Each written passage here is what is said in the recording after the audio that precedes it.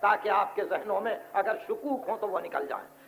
ہجرت نام ہے مرضی مولا سے مرضی مولا کی طرف جانا. یہ یاد رکھ سکیں گے آپ؟ ہجرت نام ہے مرضی مولا سے مرضی مولا کی طرف جانا. اگر مرضی مولا یہ ہے کہ مدینے جاؤ تو ہجرت ہے. اگر مرضی مولا یہ ہے کہ گھر چھوڑ دو ہجرت ہے. مگر مرضی مولا سے مرضی مولا کی طرف جانا ہجرت یہ ہے. مکان پیش نظر نہیں ہے، مرضی خالق پیش نظر ہے.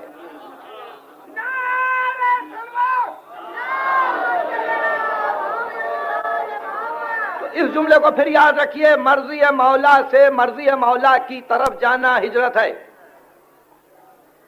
آپ بیٹھے ہوئے ہیں اور ایک مرتبہ آپ سوچ رہے ہیں معارف میں کہ میں کل تک یہ سوچ رہا تھا، آج فضائل میں ایک اور در باز ہوا، ایک اور نور آیا، ایک اور تجلی آئی. دل نے ترقی کی، دماغ نے ترقی کی، آپ آگے بڑھے. اب یہ ہجرت ہے، اب یہ ہجرت ہے، رب کی طرف ہجرت ہے. مگر اس ہجرت کے لیے لازم یہ ہے کہ جس فکر میں آپ ہجرت کر رہے ہوں وہ فکر مرضی معصوم کے تابع ہو. اس لیے حجت کا پہچاننا ضروری ہے. میری باتوں کو آپ سمجھ گئے؟ اس لیے حجت کا پہچاننا ضروری ہے کہ حجت کو کوئی نہیں پہچانتا. نماز پڑھ رہا ہے، روزہ رکھ رہا ہے، معارف کی باتیں کر رہا ہے، عشق کی گفتگو کر رہا ہے، رقص بھی ہے، وجد بھی ہے، سرور بھی ہے، مگر حجت سے واقف نہیں ہے. تو اس کا مقام کیا ہے؟ من مات ولم یعرف امام زمانہ ہی مات میتۃ الجاہلیہ. جو زمانے کے امام کو نہ جانے وہ جاہلیت کی موت مرتا ہے. وہ جاہلیت کی موت مرتا ہے. اور یہ سارے علماء اسلام نے اس حدیث کو پیغمبر کی لکھا، خصوصاً السیاست والامامہ. ابن قتیبہ دینوری نے حضرت عبداللہ ابن عمر کے بیعت کے واقعے میں اس حدیث کو صراحت کے ساتھ لکھا اور کہا کہ حجاج ابن یوسف کے پاس وہ پہنچے اور کہا کہ عبد الملک ابن مروان کے ہاتھوں پر بیعت کرنا چاہتا ہوں. انہوں نے کہا رات آدھی ہو چکی ہے، اب کون سا بیعت کا وقت ہے؟ تو ارشاد فرمایا حضرت عبداللہ ابن عمر رضی اللہ عنہ نے کہ اگر یہ رات ٹل جائے اور صبح ہو جائے اور میں مر جاؤں تو میرا کیا حشر ہوگا؟ کیونکہ رسول کی تو یہ حدیث موجود ہے، جو مر جائے اور زمانے کے امام کو نہ پہچانے وہ جاہلیت کی موت مرتا ہے. تو آپ نے دیکھا بزرگ تو اتنا خیال کرتے تھے، بزرگ تو اتنا خیال کرتے تھے کہ زمانے میں حجت کون ہے. آج ہے کسی کو یہ فکر؟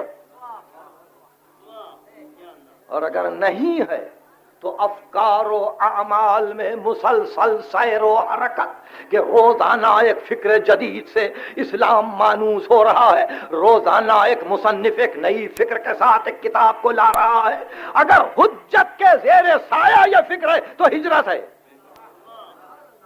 اگر حجت ساتھ نہیں ہے تو جاہلیت ہے. میں نے دونوں اصطلاح آپ کے سامنے استعمال کیے ہیں، یا ہجرت ہے یا جاہلیت ہے.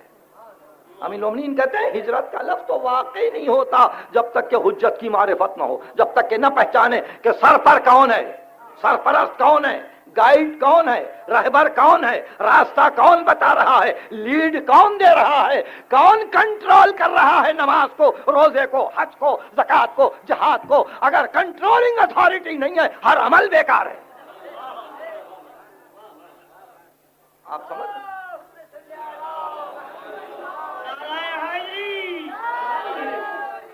دیکھیے اس منزل پر فکر کو پہنچا کر ایک امر جو اہم ہے وہ وضاحت طلب رہ جاتا ہے، اس کو بھی سن لیجیے.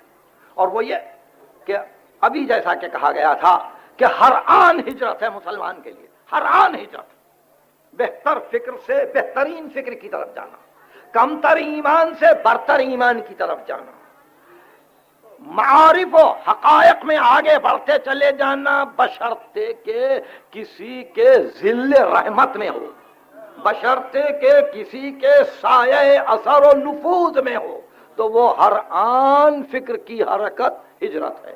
ہجرت کی یہ تعریف بھی ہو چکی، مرضی مولا سے مرضی مولا کی طرف جانا ہجرت ہے. اگر رسول کو یہ حکم ملا تھا کہ میری مرضی یہ ہے کہ مکہ چھوڑو، تو چونکہ مرضی مولا سے چلے تھے اور مرضی مولا کی طرف چلے تھے، اس لیے وہ ہجرت ہے۔ اس معنی میں ہجرت نہیں ہے کہ مکے سے مدینہ گئے تھے۔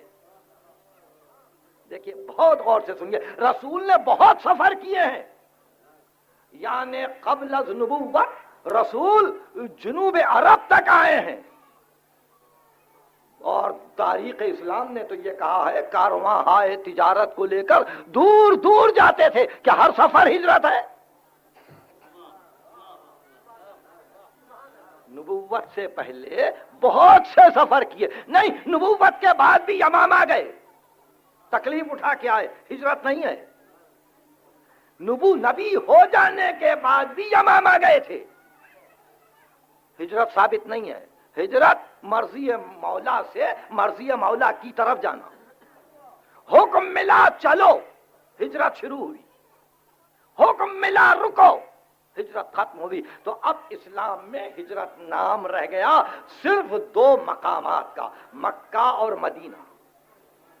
اس مرضی الہی کے تصور کو چھوڑا گیا کہ ہم مکے سے ہٹاتے کیوں ہیں، مدینے کی طرف پہنچاتے کیوں ہیں، تاکہ کم از کم اگر اس مفہوم کو پیش نظر رکھا جاتا تو بہت سے معنی سامنے آتے۔ ہجرت 622 میں ہوئی ہے، 632 میں ہجرت ہے ختمی مرتبت کی، 571 میں ولادت ہے، 571 میں صحیح عرض کر رہا تھا، 622 میں ہجرت ہے۔